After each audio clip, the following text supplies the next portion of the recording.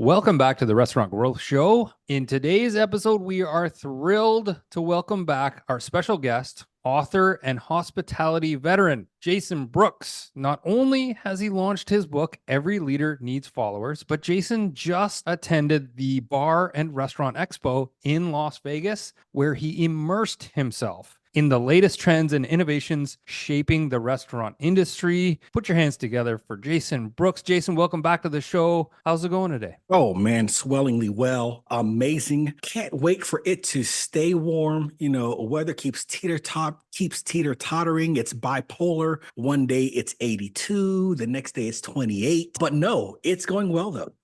That's a wild temperature swing. It doesn't know what it wants to be, but that's spring for you.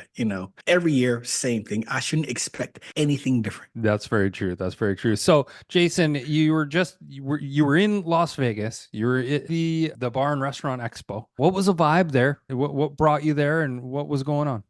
I was invited there to do one of my lead keynote sessions, which is leading with the right mindset, managing versus leading versus coaching. It helps to teach one to think through managing versus leading versus coaching. And it's not a one versus the other. It really is which one is the right thought to use at the right time to get the best outcome. So it's one of my keynote sessions. Wonderful. Was on stage first day, Bar and Restaurant Expo first. One of the largest expos that happens. I think it was 11,000 attendees. If you look at some of the pictures from that thing, it looked like they had free cheeseburgers and free lobster tails and free vodka, because they did. It's the Bar and Restaurant Expo. They have free drinks. Vegas, they're gonna in Las Vegas. Yes.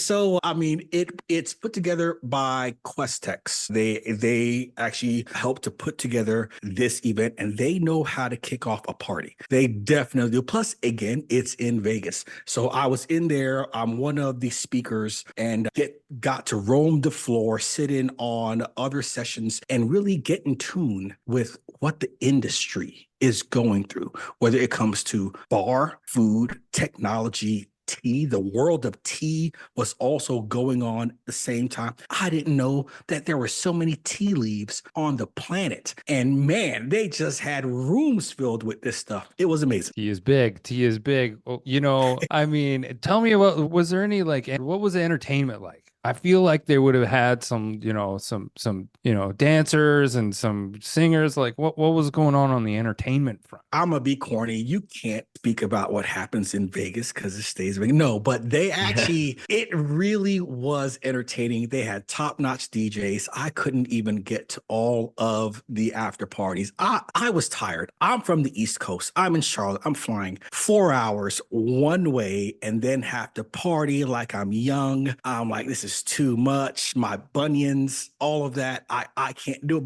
But no, yes, dancing, music, plenty of time to make connections with professionals, sipping new flavors that just blows your mind. And bar artists, I'm talking about flipping bottles back and forth. It's just an amazing expo. I hope to be invited back next year. I can't remember part of the trip. So hopefully the part that I didn't remember, I didn't do something to where I don't get invited back. But yes, just amazing. I have a feeling you will be invited back, Jason. Yeah, I have a strong feeling. Man, you're making me feel some FOMO right now. I've got the fear of missing out. Las Vegas is always a good time. I haven't been able to attend this conference yet. Jose, have you been to the one in Las Vegas? Yeah, but it happens at the same time as the pizza show, right? That's right. So That's right. It's right across one from another. So if you have a booth, then you can take turns with your coworkers, and why not?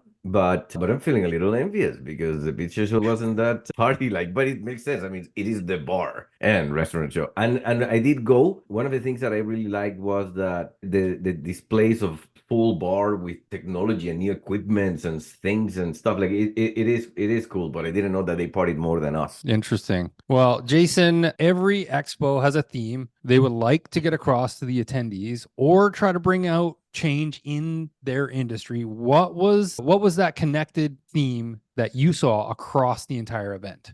Profits, hands down, profits. It's no secret. Restaurants are getting hit from every angle. And it's not just about squeezing as much out of a dime from your customer. That's not the profits that I'm talking about. It's about getting creative with the people, with the training, with menu options. Yes, pricing, with marketing, all of the above. What was great about the expo was you could pick and choose what educational topic fit for where you were at with your business, whether you're a single unit bar owner, a multi-unit T-bar brand, 100-unit quick service franchise, but it all led back to profits and how you should rethink that business model. And I think that is something that we can't just settle for how restaurant business has been for the last 200, 300, 500, 1,000 years, back to the very first inns, bars, and eeps.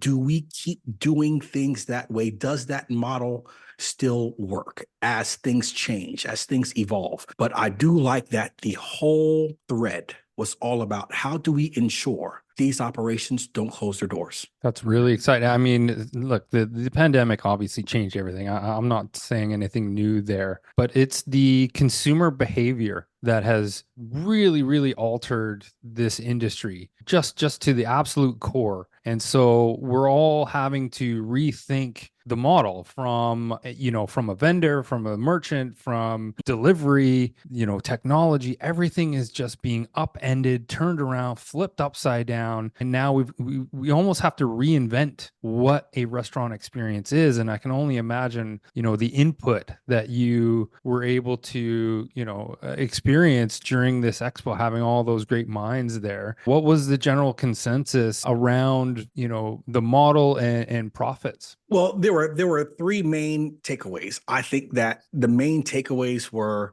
one, profitability is key. It has always been key and it will always be. But we have to think through, how do we look at our P&L differently? It's not just the P&L. It is about the operations. How do we become more nimble? The second takeaway was people development. And it's the key to moving our brands to be higher than our competitors. Because we know we can train our way in or out of anything. It's just taking the time, having the patience, making the space, creating the budget in order to do that. And you really have to build up your people. You can't hire 5 these days. You have to hire 3s and build them to 4s and then get them to a 5. And that people aspect, that is something that was the second takeaway. Almost every single talk, class, session was either profits or people. Then the third takeaway was storytelling. Storytelling is the key to branding. You have branding, you have marketing, but your storytelling, getting operators, getting businesses to understand you're the only one that can tell your story. How do you do that well? How do you come across? And it's not just about always selling. It is, how do you talk about where things came from, where it's going, who you are, and then what kind of platforms do you use in order to do that? We as a industry have to learn the storytelling thing most, because we lean so much on the hospitality side. Sometimes our sales side doesn't quite come across well. That makes a lot of sense. And that's the main thing. Like, and if go look for the story, because it's within you, it's in with your team as well, right? So now, yes, operations, sales, all of that is great, but this show is mainly about technology. So what was the newest technologies that you see? What called your attention? You are spot on. Again, 3 things. Another spoiler alert: digitizing your menu options and remaining nimble with pricing. It's a thing. Dynamic pricing is alive. It didn't die. It's just that people keep trying to bury it. But it is a thing. It is out there. And we're not talking about raising prices 50% to increase profits. We're talking about building marketing campaigns to draw in crowds during slower periods, and then understanding market fluctuations within your region, within your area, and adjusting in real time to keep owners from closing shop. That was the first thing when it comes to technology. There was lots of tech on the floor. Second thing, all-in-one tech is popular, but the learning curve with operators in the last 2 years has been extremely steep. They are now very savvy at choosing different pieces versus going for a whole tech stack. They are now looking for what are the pieces that actually works well for me. But it was absolutely tech on tech on tech. It was prevalent on every corner of the floor. I love the fact that our industry is becoming, that our learning curve is getting steeper on that knowledge curve. They get it, and it has transformed within the last 2 years. Hopefully, if you're listening, you're not the last one, okay? Third piece is that it's not quite computer tech, but it is technology. The winner of the BRE 2024 Best Technology Product was Draft Top. I'm sure you're like, what is Draft Top Pro? Okay, Draft Top Pro. Now, this may sound crazy, but it takes any size alcoholic beer can, it locks it in, it cuts the top, smooths the edge, and then releases that can. Why is this innovative tech first? Okay, lots of people can't stand drinking out of the top of a regular can. That's why they order draft beer. But draft beer causes more dirty glasses, slower service, more water usage for cleaning, and more staff hours for the bar back. This reduces all of that and keeps the price point low for the customer while enjoying a fully open beverage that you can garnish. So any kind of beer can, drink can, it locks it in, cuts the top, and you can just drink freely. Now think about how cheap a can of beer is. Now think about the maintenance on a draft bar system, how often you have to keep those taps clean. So this Draft Top Pro, boom, boom, boom, locks it in, you pass it right off, lime wedge goes in it, versus trying to shove a lime wedge in a beer can. That don't work. You can put salt on the rim. I mean, it's just, it saves time, it saves money, it keeps the price low for the customer, and it keeps the price low for the bar. I was not expecting that, but hey, I was not at the conference, so this is new to me. I have questions, Jason. I have questions. Well, how about okay? So we're taking a can of beer and we're smoothing out the edges mechanically so that it's easy to drink out of, just like a glass or a cup. What about waste? What I mean, I know beer cans obviously are recyclable, but that to me is just turning, increasing the level of waste. Did they address that at all? I did not hear, but if you think about it, are we really reducing cans usage today? I don't think can usage and can recycling is the issue. Everyone talks about microparticles in water from plastics. Everyone. Don't drink bottled water from any plastic because